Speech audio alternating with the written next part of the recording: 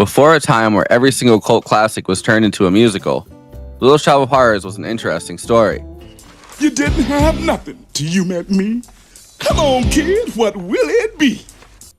The master of on-the-cheap horror and a mentor to the new Hollywood, Roger Corman made the original Little Shop of Horrors in 1960 because he had access to the sets left over from his 1959 horror comedy, A Bucket of Blood, and had just 2 days to film a project before the sets were torn down. Stories about man-eating plants weren't new.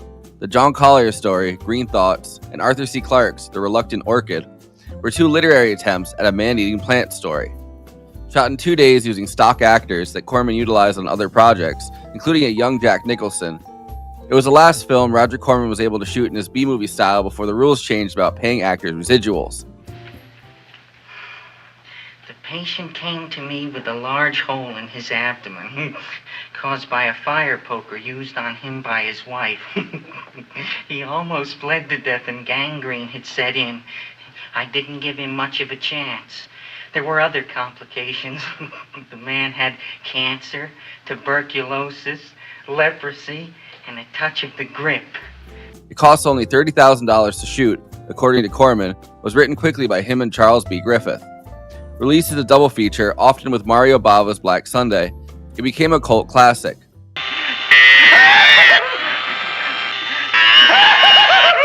Oh my God, don't stop now!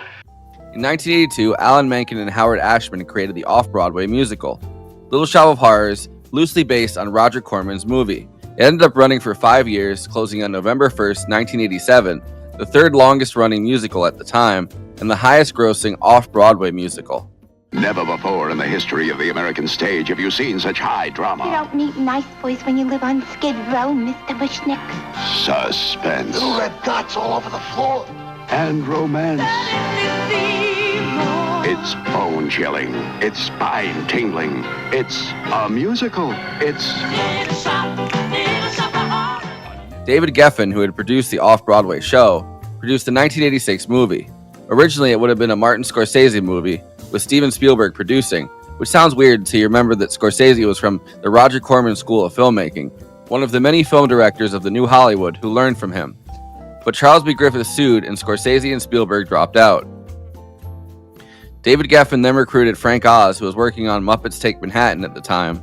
Frank Oz reworked the musical script, tightened it up, and got it away from being a stage show.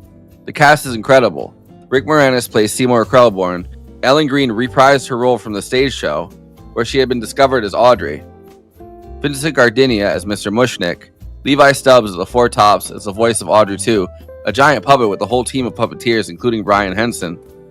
Tashina Arnold, Michelle Weeks, and Tisha Campbell as the girls who provide the backup on many of the songs. And a crazy list of cameos. Steve Martin as Orange Scrivello DDS.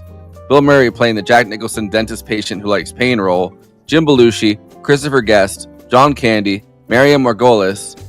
Jim Henson's daughter, Heather Henson, also makes an appearance. Don't stop, come on, more, yeah, come on, yeah. What do you want? Say please.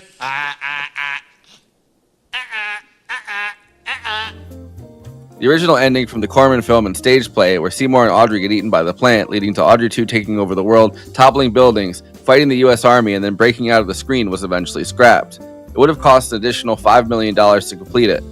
On a $25 million budget, Little Shop of Horrors brought in $54 million. Somewhere in heaven above me, I know that my mama's proud of me.